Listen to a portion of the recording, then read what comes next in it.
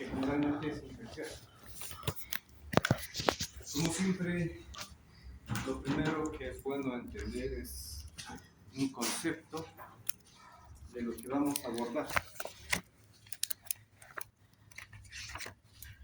En este caso, definimos a la inmunidad como la capacidad de resistir a todos los microorganismos y toxinas que tienden a lesionar los tejidos y los órganos de nuestro cuerpo, del cuerpo del paciente.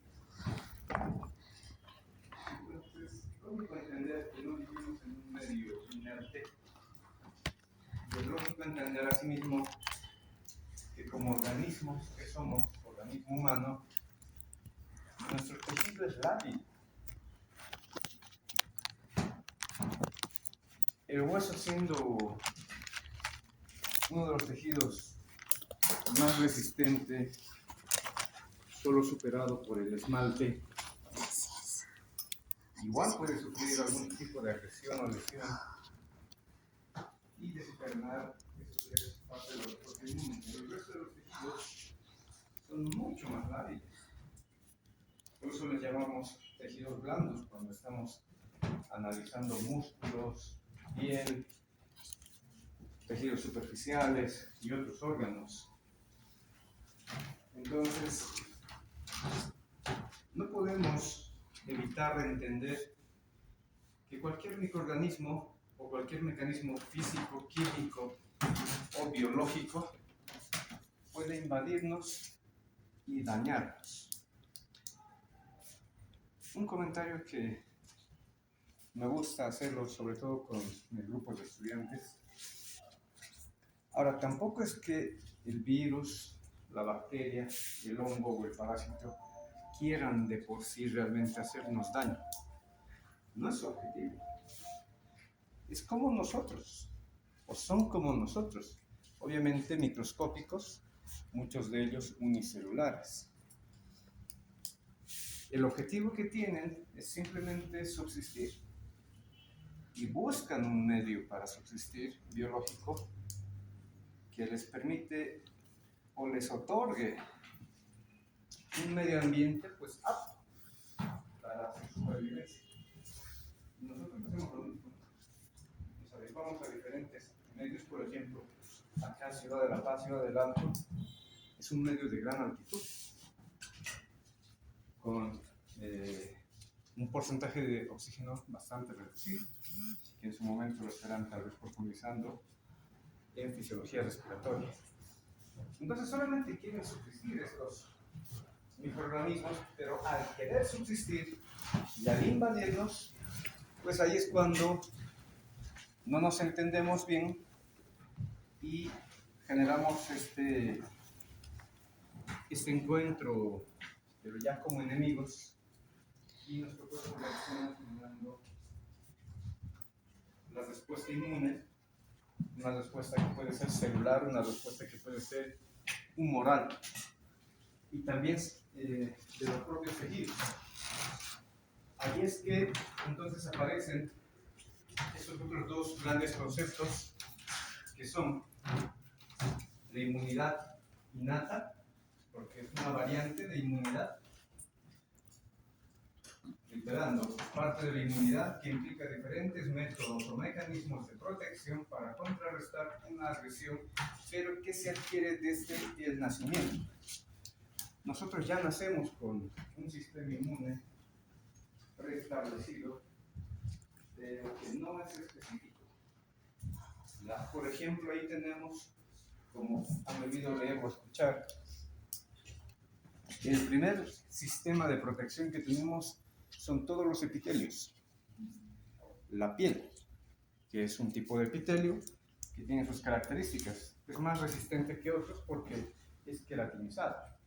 En cambio tenemos otros tipos de epitelio, digestivo, urinario, el respiratorio, que no tienen esa característica, no son queratinizados y por lo tanto no pueden resistir tanto, pero al final de cuentas epitelio. Entonces el patógeno cuando quiere ingresar, porque así ya le llamamos patógeno o simplemente microorganismo, cuando quiere ingresar, tiene que vencer esta primera barrera. Tiene que vencer a la piel, o sea, tiene que rebasarla, o tiene que rebasar y vencer a las células epiteliales. Y no es algo sencillo para ellos mismos. ¿Ya? Y ahí es cuando, una vez que los patógenos llegan a estos tejidos, a estos epitelios, pues empieza la respuesta inmune, pero como les digo, es inespecífico, es innato desde el nacimiento. ¿Por qué? Porque la piel no tiene ningún sensor que diga, tengo que atacar a esta bacteria, tengo que atacar a este virus, a este parásito, a este hongo, o a cualquier otro compuesto, reitero, de carácter físico, químico, que sea agresivo, que sea nocivo para los tejidos, para el organismo. No tiene especificidad, ¿ya? Ni las mucosas no tienen especificidad. Y las células, cuando ya los tejidos, cuando ya la piel, cuando ya el epitelio ha sido rebasado, las células tampoco tienen especificidad. Ya vamos a ver luego quiénes participan en esta respuesta de la inmunidad de tipo innata. Hay un grupo celular, hay estructuras moleculares o humorales, también le llamamos, que insisto, tampoco tienen especificidad. Es simplemente como que, digamos, sacar a todo el batallón acá del Estado Mayor e irnos a atacar cualquier punto. No estamos siendo específicos, aquí vamos a atacar, cómo vamos a atacarlo, ¿ya? Suponiendo que pudiéramos entrar en un evento bélico. Pero ¿qué pasaría si nos atacan? Bueno, es una suposición, por vía aérea. Tal vez solamente con la patrulla, con los soldados, con el regimiento, no va a ser suficiente. No hay especificidad. Entonces, del mismo modo, el sistema inmune ataca así, a diestra y siniestra, a cualquier patógeno que crea que está generando un daño. Diferente es cuando hablamos de la inmunidad adquirida, que es sinónimo también de del tercer concepto, que dice si inmunidad adaptativa.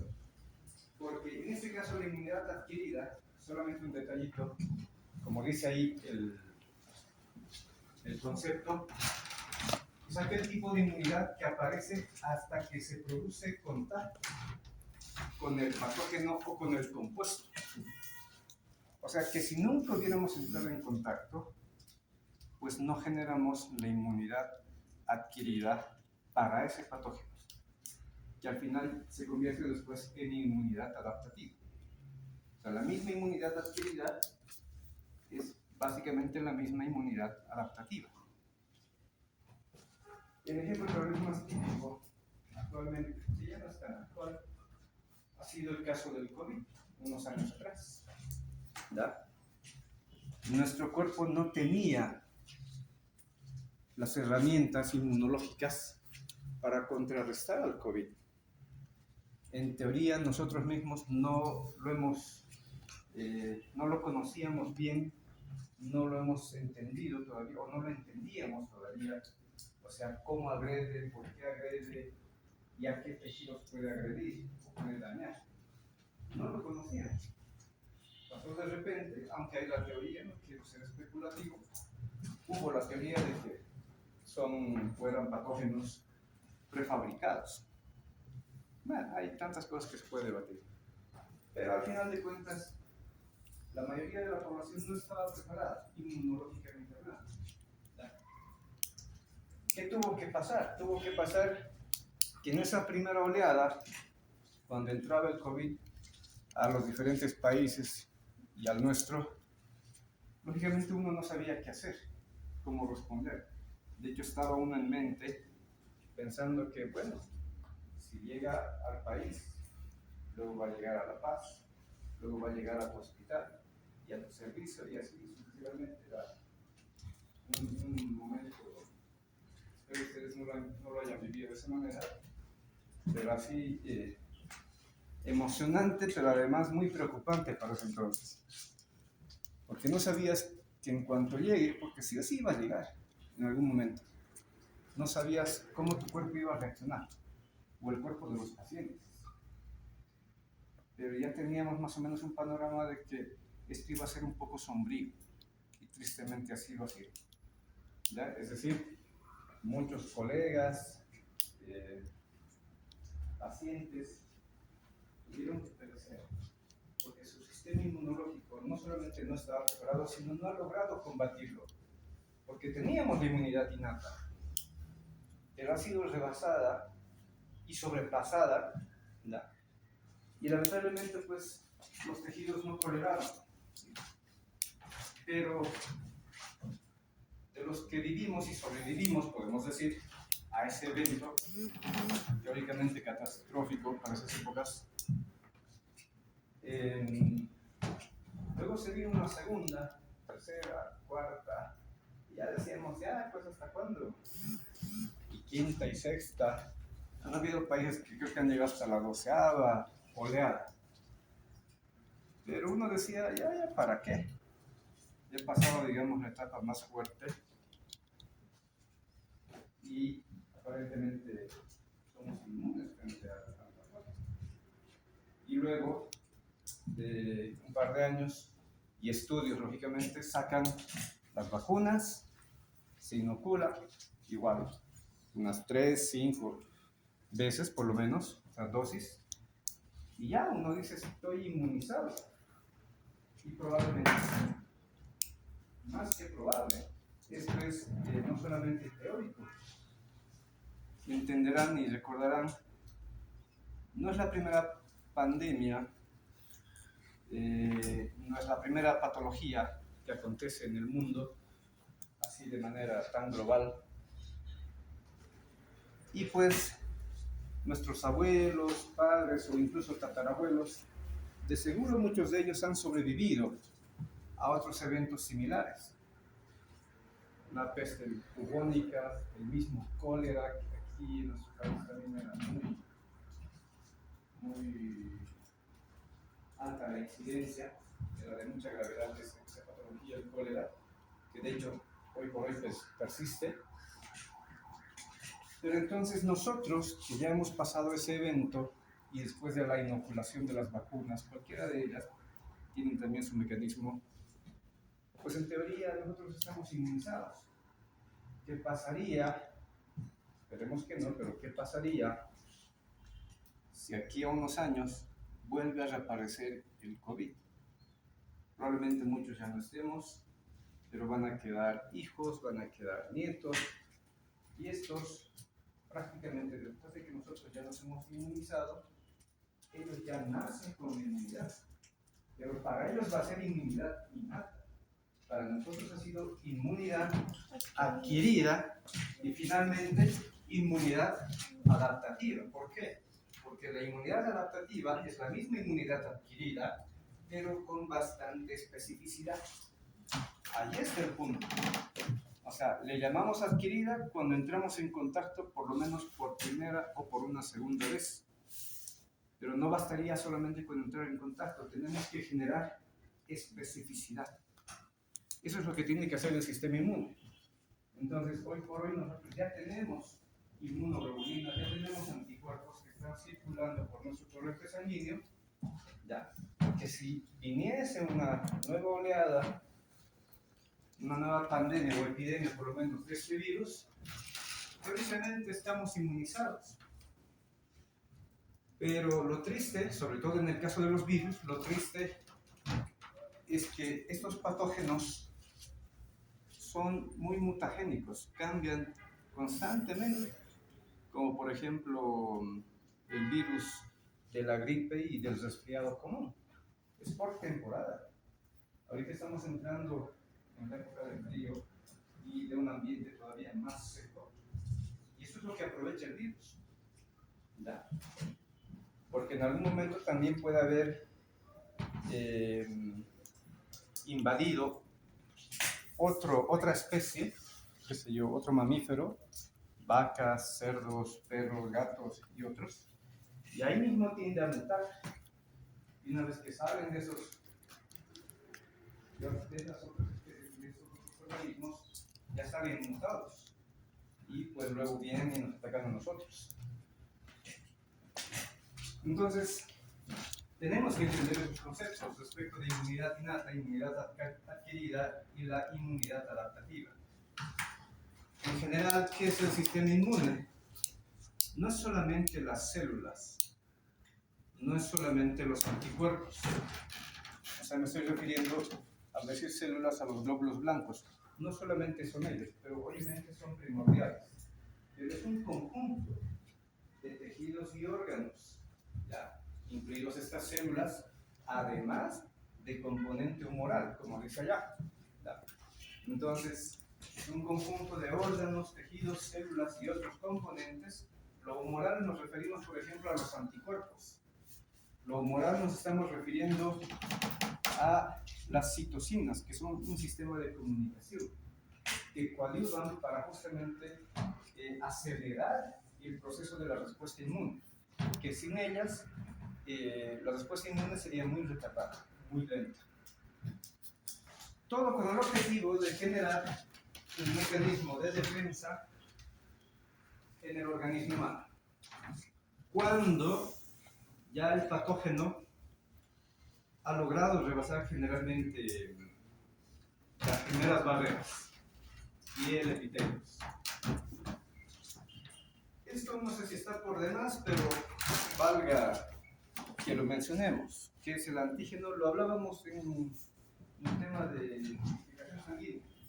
Un antígeno es aquel compuesto o aquella parte o estructura de cualquier carácter biomolecular que puede ser, es decir, me refiero, puede ser proteico, puede ser un hidrato de carbono, puede ser un lípido, o finalmente puede ser una mezcla de estos, ¿ya? Una glucoproteína, una lipoproteína, entre otros. Entonces, este antígeno, ¿qué tiene de peculiar? Son moléculas extrañas, pero también pueden ser propias, que son reconocidas por el sistema inmunitario, tanto innato como adaptativo. Y lo peculiar de cualquier antígeno es que desencadena una respuesta inmune, lo decíamos en el tema de tipificación. Que si no desencadena respuesta inmune, pues no es un compuesto antigénico. No es un compuesto que despierte al sistema inmune, ni innato ni adquirido o adaptativo. Junto con ellos, junto con el antígeno, está un anticuerpo, que igual que lo habíamos mencionado en el tema de grupos sanguíneos, son moléculas de tipo proteicas producidas por los linfocitos B, cuando están activos, codificados por genes que se reordenan en el desarrollo de las mismas. Lo bueno de los anticuerpos es que, muy parecido al tema de la replicación viral, podemos mutarlos. Y de ahí es que viene la especificidad. Entonces, un anticuerpo se fabrica específicamente para algún sustrato o producto antigénico específico y que puede durar mucho tiempo en circulación, ¿ya? Por eso es que realizamos la inmunización mediante las vacunas, porque lo que estamos haciendo cuando nos vacunamos es inocular un sustrato antigénico. A veces el virus mismo, a veces la bacteria misma, o sea, entera, lo inoculamos. O dicho de otro modo, a veces también en las vacunas vienen solamente una pequeña parte, un pequeño segmento antigénico. Eso nos inocula, el sistema inmune lo ve, lo reconoce e inmediatamente desencadena todas las herramientas dentro de lo que es la respuesta inmunitaria, formando específicamente anticuerpos contra ese sustrato. Porque los anticuerpos, adelantándome un poco, pero esto ya lo dije el otro día, ¿qué es lo que van a hacer? El anticuerpo es como un sensor que está buscando el antígeno. Y una vez que encuentra el antígeno, se adhiere a él, se conecta, genera un enlace molecular y se queda ahí. Porque hemos dicho, el anticuerpo sirve para marcar al patógeno. Y cualquier sustrato que ya está marcado es prácticamente una señal directa, rápida y concreta, de que cuando venga el sistema inmune celular, llámese macrófago, neutrófilo u otros, como las células dendríticas, pues va a ver que el sustrato está marcado y es para fagocitarlo, degradarlo, metabolizarlo, o sea, eliminarlo finalmente del sitio donde se lo haya encontrado, o en el sitio donde se lo haya encontrado. Otros conceptos. Bueno, más que conceptos. Aquí estamos hablando de la funcionalidad ya del sistema inmune, aunque ya lo hemos ido repitiendo. El objetivo final que tiene todo el sistema inmune, o sea, entre órganos, tejidos, células y el componente humoral, todos ellos tienen como objetivo mantener la integridad biológica mediante la distinción entre lo propio y lo no propio. Porque si el sistema inmune reconoce a nuestro propio tejido como algo dañino, extraño o malo, pues lógicamente también aparece la enfermedad.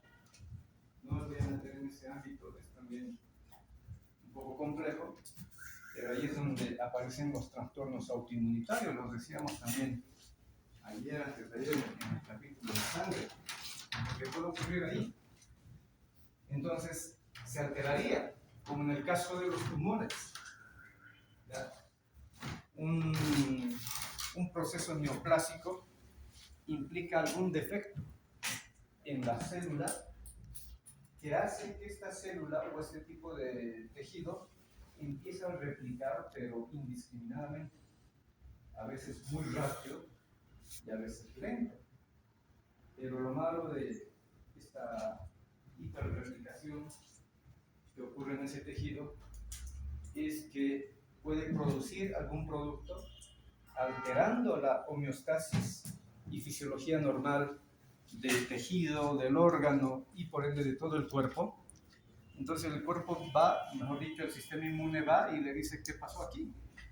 ¿Por qué te estás replicando tanto? ¿O por qué estás produciendo tanto, qué sé yo, de tal hormona, de tal neurotransmisor o tal factor químico? ¿Por qué lo estás haciendo? Obviamente la célula tumoral no sabe cómo responder y simplemente el sistema inmune lo ataca con el objetivo de contrarrestarlo. Pero lamentablemente hay muchos procesos neoplásicos que son difíciles de contrarrestarlos. ¿Ya? Su proceso de replicación, de multiplicación, es más rápido, es más agresivo, que el propio sistema inmune se ve rebasado y no sabe más qué hacer. Y ahí es que luego ocurre no solamente el crecimiento del tumor, sino que viene la metástasis, porque ya el sistema inmune ha sido rebasado, se rompe. Por ejemplo, el tema de respuesta inmune contra los tumores, se dice que se rompe la vigilancia inmunológica. O en sí, esto de la vigilancia inmunológica también se puede romper cuando el propio sistema inmune es el que tiene el defecto. Porque el sistema inmune tiene por objetivo, repito, mantener un equilibrio, una homeostasis, de que todo marche bien, todo esté bien en el organismo. Pero si se rompe este equilibrio y el sistema inmune no logra defender al cuerpo humano porque tiene el defecto, pues está rompiendo su vigilancia inmunológica, entendiendo como vigilancia inmunológica a la capacidad fisiológica de las células del sistema inmune para patrullar los tejidos dentro de la circulación y también mediada por moléculas de adhesión como las celerginas y las integrinas. Porque sí, con la sangre, les explicaba el otro día, dentro del flujo laminar que tenemos, los leucocitos están al medio, al centro. Los que estuvieron en la clase me entenderán un poco mejor. Entonces el flujo laminar tiene capas concéntricas de plasma y elementos pormes y los solutos. Entonces, si este fuera, digamos, un vaso sanguíneo, el leucócito, casualmente estamos de blanco, tiene que ir por el medio, junto con los solutos dentro del plasma, suspendidos en plasma. En cambio, los glóbulos rojos, que son más abundantes, lógicamente, están en esta parte periférica, pero no contactan con las paredes. Entonces, todos vamos armónicamente. Entonces, estamos haciendo vigilancia. Estamos haciendo el patrullaje. Porque ni bien nos requieran en algún punto específico, ahí es donde tiene que acudir, sobre todo el componente celular.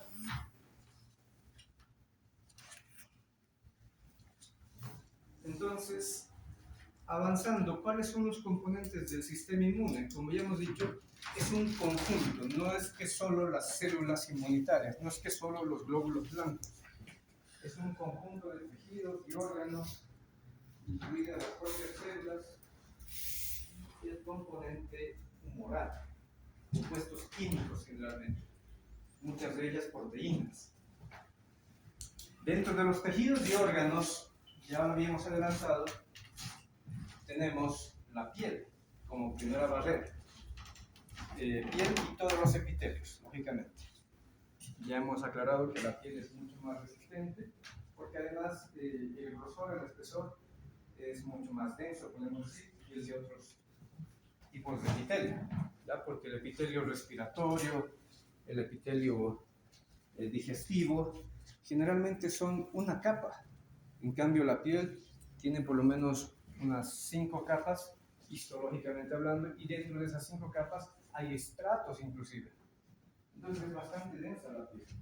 Por eso es una buena barrera, pero aún así lábil y fácil de evadirla o rebasarla muchas veces, sobre todo cuando tenemos alguna agresión, tenemos alguna solución de continuidad, es decir, una herida en la superficie dérmica. Otros tejidos dentro del sistema inmunológico tenemos que mencionar que son dos grandes grupos, ¿ya? El tejido linfoideo primario y el tejido linfoideo secundario. Esto ya lo han debido ver en histología, en parte del desarrollo embrionario o incluso en anatomía. ¿Quiénes son del tejido linfoideo primario? De hecho lo pregunto, ¿alguien se acuerda? ¿A quiénes vamos a nominar como tejido linfoideo primario? ¿Fuerte?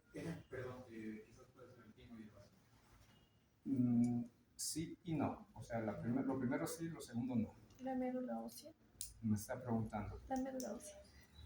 ¿Pero por qué médula ósea? ¿Por qué timo? ¿Y por qué no el vaso?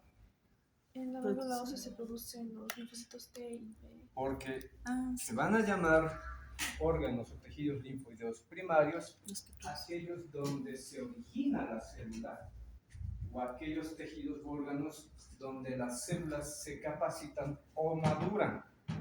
¿Ya? Ese es un órgano linfoideo primario. Por lo tanto, los primarios son específicamente la médula ósea y el timo, porque ahí es donde se forman las células inmunitarias, excepto en el timo, ahí no se forman, pero ahí los linfocitos T van y maduran. ¿Ya? Maduran. De hecho, por eso se llaman linfocitos T, porque son linfocitos tímicos. En cambio, el resto de los órganos o tejidos linfoideos, todos van a ser secundarios. Llámense ganglios linfáticos, el apéndice vermiforme, las placas de Peyer, el vaso, las amígdalas adenoides, entre otros tejidos linfoideos que tenemos en el cuerpo. Todos ellos son tejidos secundarios. ¿Por qué? Lógicamente lo opuesto. Porque en esos tejidos, en esos órganos, no desarrollan, o sea, no se forman células inmunitarias, leucocitos, pero tampoco maduran. Entonces, ¿para qué sirven? Simplemente son puntos de asiento del sistema inmune. Ahí están listos, esperando alguna señal para ir a contrarrestar algún proceso infeccioso, de patógenos virales, bacterianos, fúngicos o parasitarios. Cualquiera de ellos, entonces esperan ahí.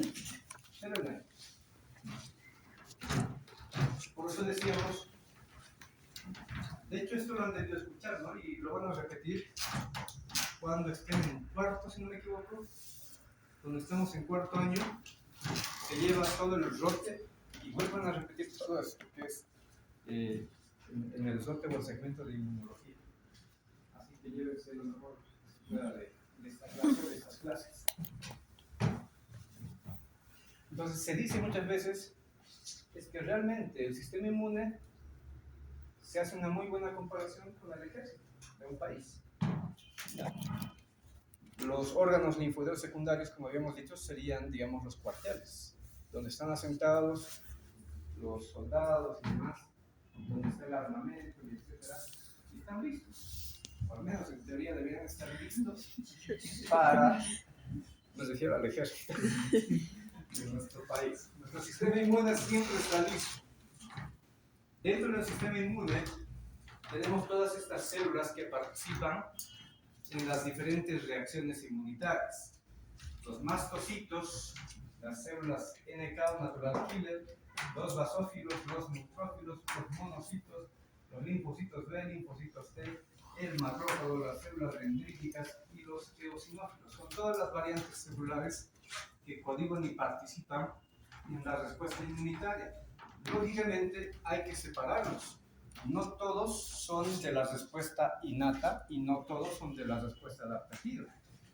A ver, para adelantarme un poco, los de la respuesta innata, generalmente un macrófago y por ende un monocito, neutrófilos, natural killer y en algún caso células mastocíticas. También, ya dije monocitos, basófilos y eosinófilos son muy peculiares, pero también son innatos, Los específicos serían linfocitos T, linfocitos B, junto con células dendríticas, aunque algunos innatos, o sea, algunas células del sistema innato, también coadyuvan y colaboran con el sistema adaptativo o adquirido. Por ejemplo, los macrófagos y las células dendríticas tienen que ayudar y activar a los linfocitos. Bueno, ellos en particular. Bueno, vamos a abordar ahora justamente, habiendo recordado cuáles son los componentes celulares del sistema inmune, vamos a abordar cada uno de ellos, de cómo es que actúa dentro del sistema inmune y qué tipo de respuesta o mecanismos puede generar. Sencillito. ¿Qué dice? Recuerden que el sistema inmune, o sea, los glóbulos blancos se dividen a sí mismo en dos grandes grupos, aparte de lo que ya hemos dicho. Algunos son de respuesta innata y los otros son de respuesta adaptativa. Aparte de eso, recuerden que histológicamente se dividen en los linfocitos granulares y los no granulares. ¿Ya? Bueno, ahí especifica en la diapositiva y nos dice y además por su origen. Tenemos solamente dos grandes linajes. El linaje mieloide, ¿ya? Que es para la mayoría, y el linaje linfoideo, que son la minoría. O sea, el del linaje mieloide generalmente son los que van a generar la respuesta innata. En cambio, los del linaje linfoide son los que van a trabajar en la respuesta adaptativa. Entonces, los neutrófilos, de hecho, serían los más relevantes dentro de la respuesta inmunitaria, son del linaje mieloide, son granulados, y esto es importante, o sea, porque no es solamente mencionar que sean o no sean granulados, es que algo debe tener de relevante ese gránulo, ¿ya? Y por eso es que se los divide y se los separa en esos dos grandes grupos. Además, los neutrófilos son fagocitos, tienen capacidad de, vamos a decirlo así, envolver y capturar al microorganismo, al sustrato, adentrarlo a su citoplasma, ¿ya? Y eliminarlo dentro de la célula. Tienen esa capacidad, aunque no es tan alta como la de los macrófagos, que son más grandes. Son de función neutral, participan en la fase aguda, o sea, generalmente son los primeros que responden. durante un evento o un proceso infeccioso, pero estamos aclarando, generalmente responden mejor frente a agresiones bacterianas. Responden mejor frente a agresiones bacterianas. ¿Por qué se llaman neutrófilos? Porque su tinción, que es la llamada tinción universal, es neutra. No olviden que la tinción universal tiene dos componentes, la hematoxilina y la eosina. Uno es básico y el otro es ácido. Entonces se ha visto que esta célula no tiene ninguna predominancia. O sea, no es tan violeta y no es tan rosado. Se queda en un punto intermedio. Por eso se denomina como neutrófilo, por su apetencia tintorial.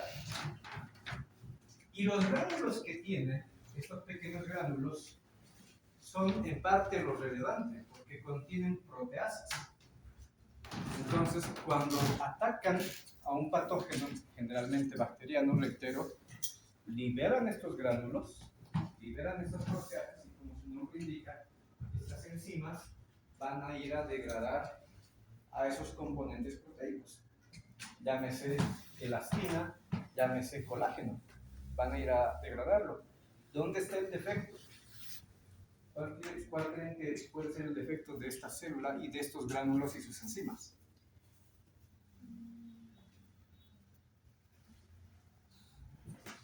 ¿No es un poco obvio? Que no tienen especificidad. ¿Perdón? No tienen especificidad. Cuando liberan estas enzimas, lo más probable es que también dañan nuestro tejido. En nuestro tejido también tenemos elastina, también tenemos colágeno, entre otras, porque no son las únicas, son las primordiales.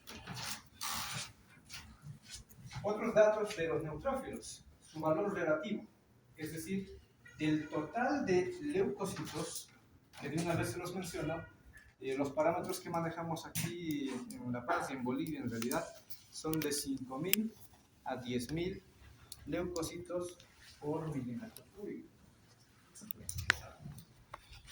Ese es el valor total. Entonces, de ese valor total, de ese 100%, los neutrófilos son los que tenemos en mayor cantidad. O sea, de cada 100, 60 o 70 sí o sí van a ser neutrófilos que están circulando en sangre. Y ahí vienen los dos extremos, ¿no? ¿Qué pasa y cómo lo llamamos si sube la cantidad de neutrófilos o si baja la cantidad de neutrófilos? Primero empecemos por qué pasaría si sube la cantidad de leucocitos y baja la cantidad de leucocitos. El término es leucocitosis, si sube mucho, por encima de 10.000, y leucopenia, si baja por debajo de 5.000. Y si hablamos de los neutrófilos en específico, cuando sube el número de neutrófilos, es la neutrofilia, y si baja es la neutropenia. Entonces, esos términos aluden al aumento exagerado por encima de un valor ya referencial establecido, tanto de leucocitos como de neutrófilos en este caso, y locos, cuando baja esa cantidad.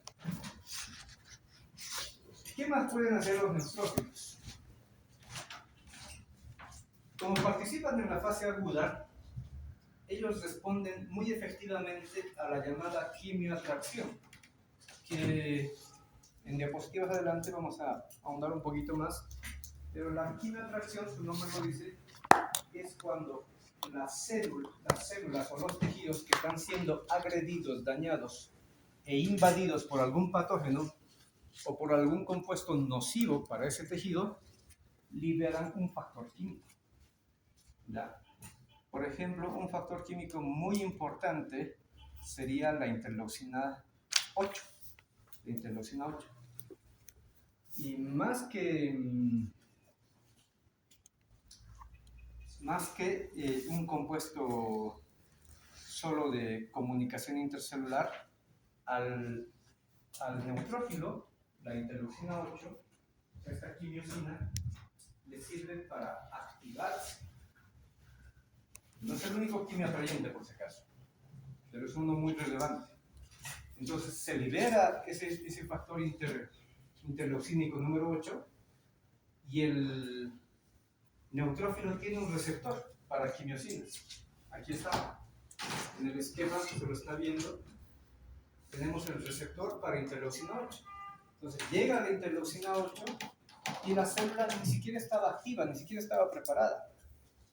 Recién saca su arsenal, es decir, aumenta la cantidad de gránulos y otros componentes, incluso va a tener que cambiar la estructura conformacional celular, o sea, tiene que cambiar su citoesqueleto, porque creo que es obvio pensar, ¿dónde está el neutrófilo? Parte, qué miedo. No, ¿dónde está el neutrófilo? Es la pregunta. No. Sangre. Está en la sangre. Y el tejido dañado o agredido está en algún punto del organismo. Entonces, ¿qué tiene que hacer este glóbulo blanco, este leucocito, este neutrófilo, para llegar a ese punto? Tiene que salir del torrente sanguíneo. Y así, con la estructura generalmente circular que tiene, no puede salir.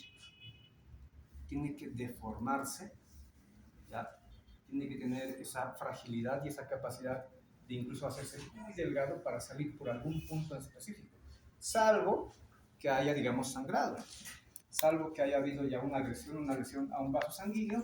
Eso le favorece al leucocito, no solo a él, a cualquier leucocito le favorece, ¿ya? Pero cuando no hay un mecanismo de daño directo a un vaso sanguíneo, no hay hemorragia, el leucocito tiene que cambiar su estructura celular, ¿ya? De lo circular que es, se va a deformar. Pero no quiero adelantarme, eso lo vamos a ver posteriormente, porque vamos a hablar, la última parte del tema es inflamación. Entonces ahí les voy a explicar un poco qué es lo que sucede. Y además de producir estos compuestos, las proteasas, también puede producir ROS. ¿Qué son las ROS? Especies reactivas del oxígeno. Son compuestos hiperoxigenados que de hecho matan a cualquier patógeno. Pero otra vez, lo malo es que estos compuestos también hiperoxigenados, como el peróxido de hidrógeno, el radical oxígeno y otros, lo malo es que también son dañinos para nuestro tejido, para nuestro cuerpo, para nuestras células. Entonces, donde se genere el encuentro y la batalla campal cuerpo a cuerpo entre patógeno y neutrófilo, tristemente, y el circundante que no estaba involucrado y que no estaba siendo agredido, probablemente va a sufrir las consecuencias de todos esos cambios moleculares. Van a tener que sufrir. Cuando ya son activos los neutrófilos, les decía, como están en el torrente sanguíneo y además hemos aclarado, el leucocito está prácticamente en el centro de la circulación. Entonces tiene que entrar en contacto con la pared vascular, buscar un punto donde haya una apertura, una ventana y salir por ahí. Pero generalmente esas ventanas son muy estrechas. Entonces empieza a generar mecanismos de amebación, también se llama, o diapéresis. O sea, se deforma su citoesqueleto, como decíamos, y empieza a salir brazo por brazo, lentamente, no es rápido. Para eso tiene que además tener algo similar que hemos visto, no, en realidad hace un instante lo habíamos mencionado, tiene que tener un sistema de agarre y fijación para poder salir más rápido. Y aquí lo decíamos en uno de los conceptos. A ver, rapidito, si me responde esto. Acá. Estas proteínas son las que le ayudan a poder salir. Entonces, cuando el neutrófilo está circulando, es como nuestros patrulleros, ¿no? Está feliz ahí, en su radio patrulla 110, pescando chicones, buscando. Pero de repente llaman al intercomunicador y dicen, hay un evento X, nos está invadiendo un virus, una bacteria, venga por favor por este lado. Entonces, en ese momento no estaban preparados, porque no es tan habitual y tan seguido que el cuerpo esté siendo agredido, ¿no? O al menos no debería ocurrir. Y es que cuando ya sale el quimio atrayente, interleucina 8 u otros, ya saben que esa es la señal. Esa es la señal del que está siendo agredido. Entonces ya saben que hay una agresión. Lo malo es que ni siquiera saben dónde es la agresión. Solamente han recibido un llamado. No es que nuestra circulación tiene, vénganse aquí por favor, entre Carótida y no sé, no tienen ese sistema de comunicación. ¿Ya? Entonces, ¿cómo es que reconocen dónde tienen que llegar? Aunque me estoy adelantando un poco en el tema de respuesta inmunitaria, porque esto ocurre en un proceso inflamatorio. Simplemente es por la masificación de la intensidad del quimio atrayente. O sea, donde lleguen por la circulación y se encuentren con, por decir, interleucina 8, que está en mayor concentración en un punto específico, ellos reconocen y entienden, acá es el punto de la lesión. Entonces ya se empiezan a preparar. ¿Y qué es esa preparación? Es justamente para poder salir, tienen que incluso presentar estas proteínas en su superficie de membrana, o sea, selectinas e integrinas, y eso les facilita la salida. Que cuando no están activos, no necesitan presentar esas proteínas, no las tienen en su superficie. ¿Ya? Solamente durante el mecanismo de activación y el mecanismo de migración. Ya vamos a estar hablando al respecto en días posteriores. Eso. Y por último, como les decía, sobre todo responden mejor frente a infecciones bacterianas. Ya por eso cuando vemos, agarramos un hemograma y el hemograma nos reporta número de leucocitos, valor relativo y valor total de neutrófilos, de eosinófilos, basófilos, linfocitos, etc. Ahí tenemos que ver. Está dentro del rango, corresponde al 60-70% de lo normal que debería ser. Entonces, si está en ese rango, pues no hay aparente infección. Pero ¿qué pasa si estamos en neutrofilia? O sea, excede la cantidad de neutrófilos por encima de este valor. Ahí entonces pensaremos, no habrá una infección. Lo malo vuelve a insistir.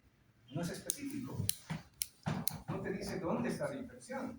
Te está sugiriendo que hay una respuesta inmune. Te está sugiriendo que hay una división de estos neutrófilos, pero no te están diciendo dónde puede estar la infección. Pues ahí está el buen ojo clínico del médico, que tiene que indagar, tanto por anamnesis como por examen físico, ¿ya? Dónde realmente será el punto infeccioso, de invasión.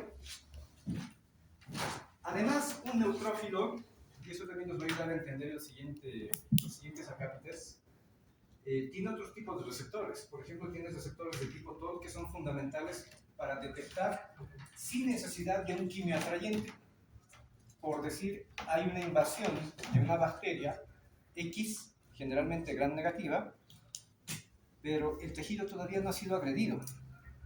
Entonces, si un tejido no es agredido, no manda la señal. Entonces, el neutrófilo, ¿cómo sabe que ese tejido probablemente va a ser agredido, o cómo sabe que realmente hay un patógeno que esté en circulación? Que muchos de ellos pueden estar en circulación. Entonces, tiene receptores ya prediseñados, como los receptores de tipo TOL, ya que detectan la presencia específica de algún antígeno, generalmente bacteriano, que son los lipopolisacáridos de las bacterias. Entonces, si una bacteria en su estructura de pared celular tiene el lipopolisacárido, fácilmente el neutrófilo se acerca a conectan entre el lipopolisacárido y el receptor de tipo TOL, reconoce que es extraño, eso es ya definido, eso ya es genético, y pues lo ataca y lo elimina, si es que está en su posibilidad. Obviamente, y asimismo, al activarse, liberará factores intercitocínicos o intercelulares para llamar a más neutrófilos o a otros componentes.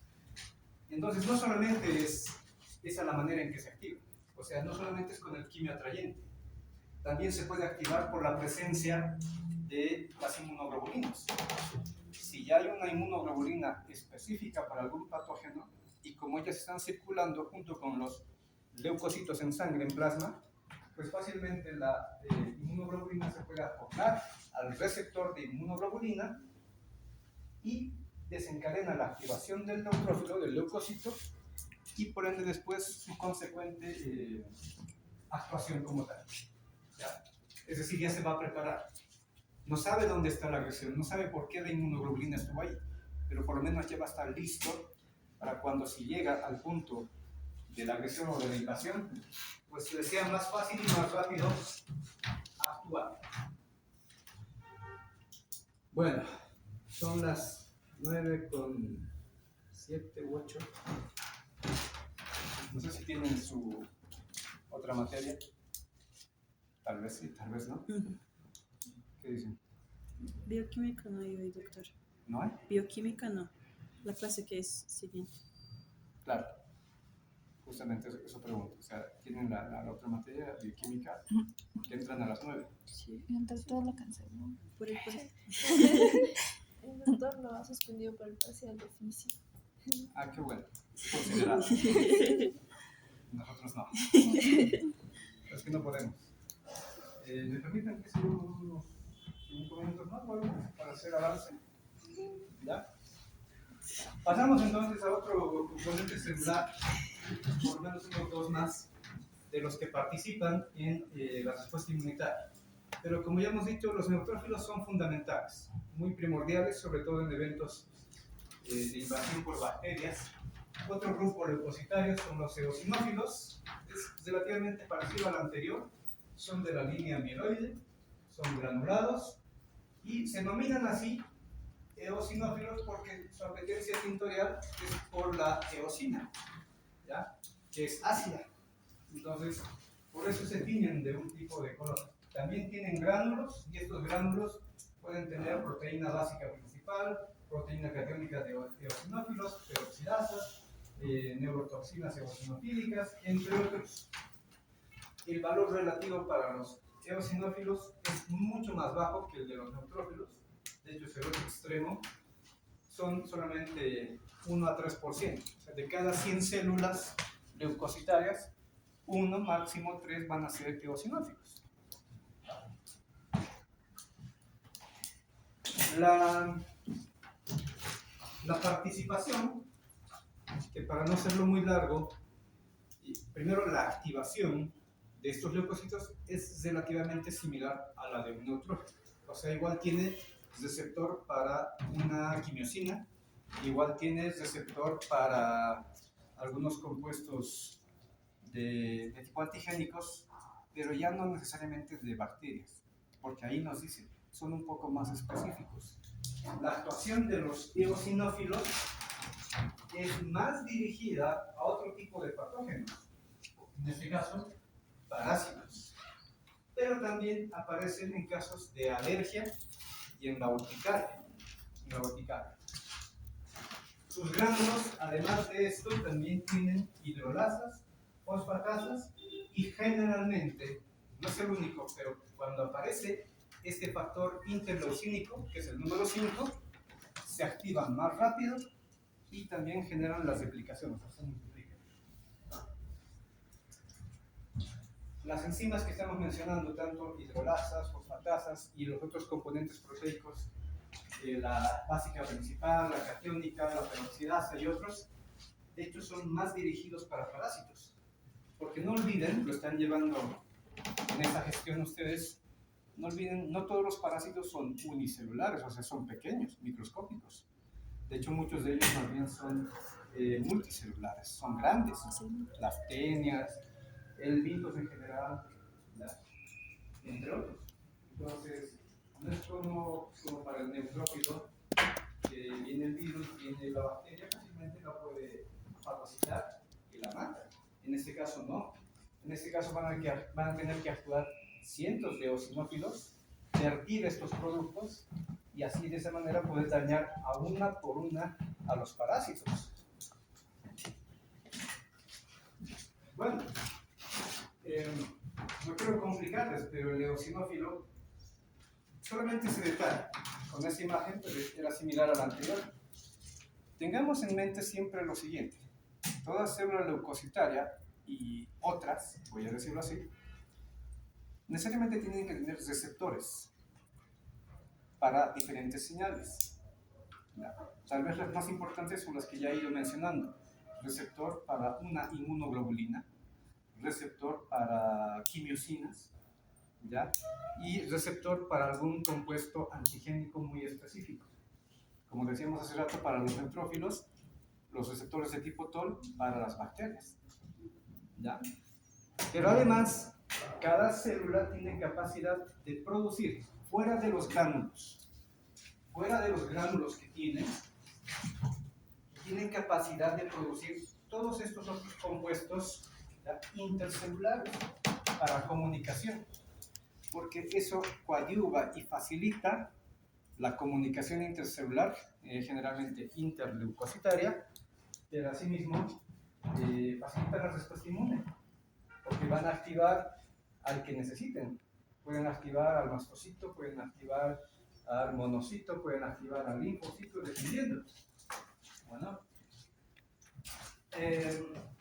pero lo propio, ya hemos dicho, la activación muy peculiar para los eosinófilos es gracias a la interleucina 5 y generalmente también se activa muy eficientemente con la presencia de inmunoglobulina E, ¿ya? Porque la inmunoglobulina E también es parte de las respuestas alérgicas dentro de la urticaria, ahí participa.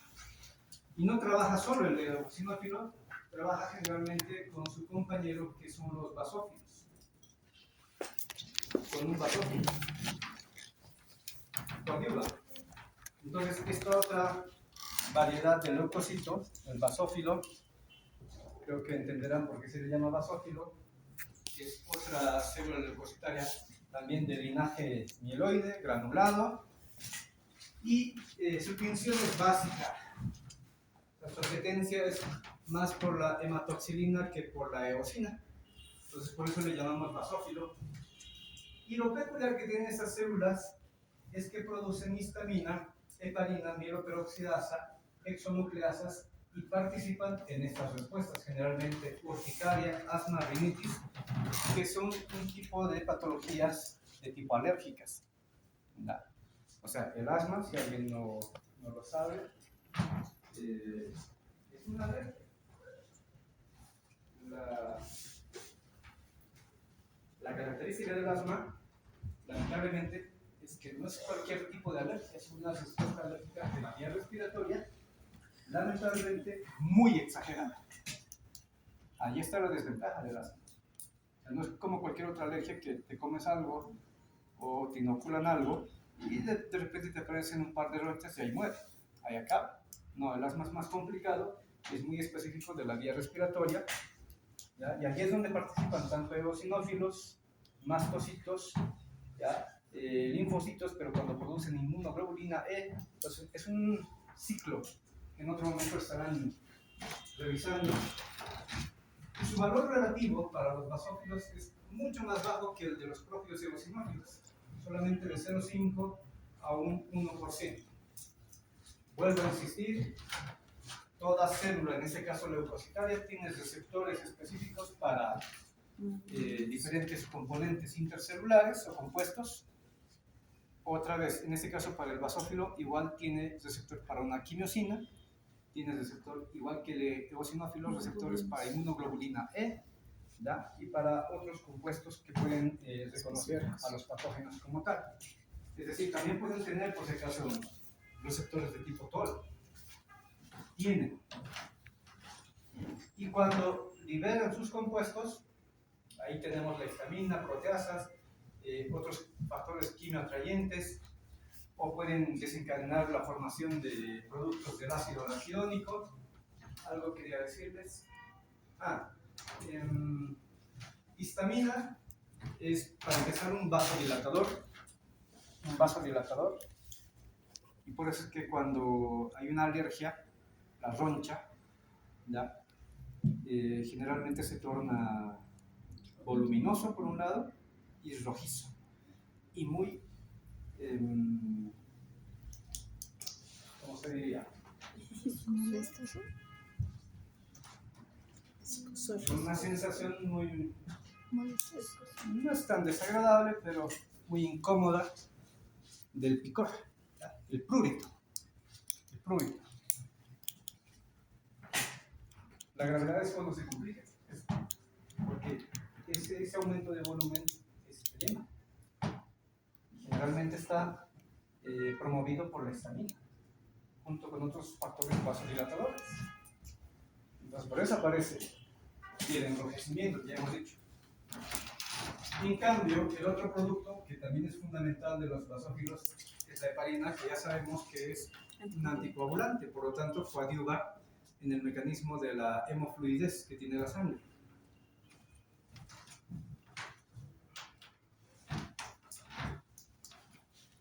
Yo creo que podemos cerrar con esta última célula, hay más lógicamente. Los mastocitos o células cebadas, de hecho son parecidas a las anteriores, o sea, coadyuvan con las anteriores también. Son células del sistema inmune que son intermediarias, porque estas ya no están generalmente en el torrente sanguíneo, sino más bien ya pueden estar asentadas en algún punto específico de algún tejido. Generalmente tejidos superficiales, es decir, dermis, en el subepitelio de las mucosas, ahí es donde se asientan los mastocitos. No son en un gran número, repito, no están en el torrente sanguíneo, por lo tanto no hay una cuantificación precisa de cuántos pudiéramos tener. Bueno, se activan, igual que los anteriores dos, eosinófilo, basófilo, se activan también por la presencia de la inmunoglobulina E, factores quimiotácticos como el complemento 3A y el complemento 5A. ¿Ya? Entonces los componentes del complemento, que son proteínas, también sirven como quimioatrayentes. Ya les adelantaba, o sea, no son los únicos, la interleucina 8 no es la única sustancia quimioatrayente, pero es una de las fundamentales. También son granulados los mastocitos, y al igual que el basófilo y el eosinófilo, pueden liberar histamina y heparina, sobre todo parecido al basófilo. Pero también tienen enzimas tipo triptasas, quimasas, y producen generalmente leucotrieno C4, prostaglandina D2, interleucina 4 e interleucina 5, porque es un ciclo de un grupo de células que coadyuvan en estas respuestas, como otra vez, donde dice, acá, actúan de modo conjunto con los eosinófilos y los basófilos frente a parásitos y frente a reacciones de hipersensibilidad, alergias o incluso en estados de anafilaxia. ¿Ya? Pero también pueden ayudar en la degradación de toxinas como venenos de serpiente, venenos de otros insectos y demás. ¿Cuál es la ventaja, a diferencia de los anteriores leucocitos que tienen los mastocitos? Es muy propio. Su vida media es más prolongada. Un leucocito en promedio puede durar 2 semanas. Un leucocito habitual de los que estamos viendo. Pero un mastocito propiamente, que también es parte de los leucocitos, pero como está asentado en los tejidos, está más sobreprotegido, entre comillas. Y su mecanismo de actuación no es tan directo cuerpo a cuerpo, solamente manda señales o manda avisos para que los otros leucocitos respondan. Entonces, por eso su vida media puede ser entre 3 a 6 meses, inclusive fácilmente, para esta célula. Bueno, yo creo que hasta acá, señoritas jóvenes, podemos hacer el avance de esta temática. Les repito y les solicito, por favor, nos acompañen el día lunes y martes, es donde vamos a continuar y concluir con la temática. Muchas gracias.